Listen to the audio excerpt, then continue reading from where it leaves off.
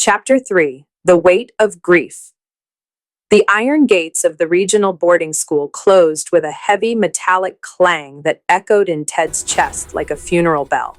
Behind those bars, the world was green, ordered, and full of the scent of old paper and floor wax, a stark contrast to the dust and musk of the life he had left behind. As Ted was led to his dormitory, he kept glancing at the windows, half expecting to see a shaggy brown head peering through the glass. But there was only the cold reflection of a boy who suddenly felt very small and very alone. Ted arrived at the boarding school that afternoon. The silence was a poor substitute for the comfort of Alex's presence. Yet Ted was determined. He knew the cost of his opportunity and channeled his loneliness directly into his work. The classroom became his sanctuary. He attacked his books with ferocious concentration. He devoured history texts, excelled at mathematics, and quickly climbed to the top of the academic rankings. But the replies from his parents were always brief. Alex as well, he watches the road. They never mentioned the listless way Alex ate, or the way he still trotted daily to the gnarled oak tree, only to sit and stare at the distant hill, waiting for the truck to return. Alex's silent, enduring grief was consuming his strength. The term break arrived, and Ted was practically floating with excitement. But when Ted's parents met him at the village entrance, the joy on their faces was strained, edged with profound sadness. The truth was delivered gently.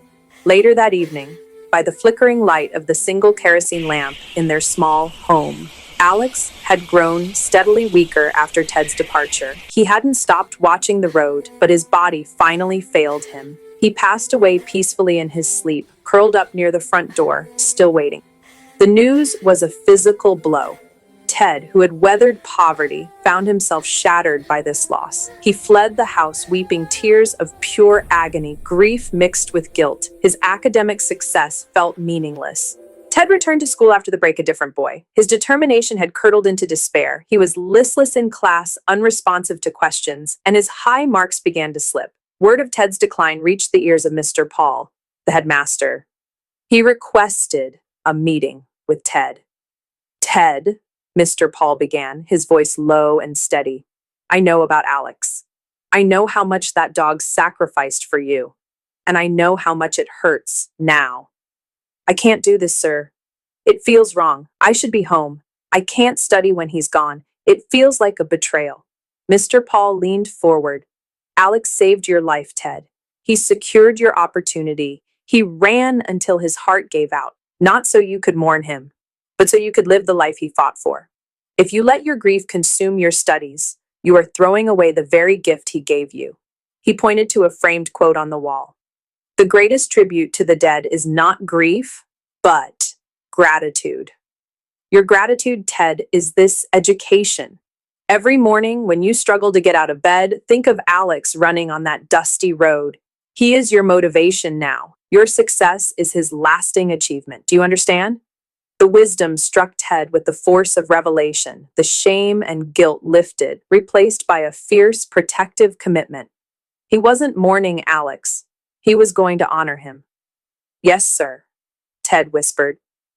From that day forward, Alex's memory became the fuel for Ted's ambition. Every late night, every difficult exam was a silent tribute to the dog that waited. Years began to blur into a whirlwind of ink and achievement. Ted no longer saw the dust of the road when he closed his eyes. He saw a path forward, paved by the pause of a friend who had given everything. He studied until the lamps flickered out, driven by a ghost that didn't haunt him, but hurried him along. He was no longer just a boy from the valley, he was a mission in motion. But as the final exams of his graduation neared, a letter arrived from Mr. Sean that would change everything. The circle was beginning to close, and Ted was about to learn that some promises travel much further than a dusty road.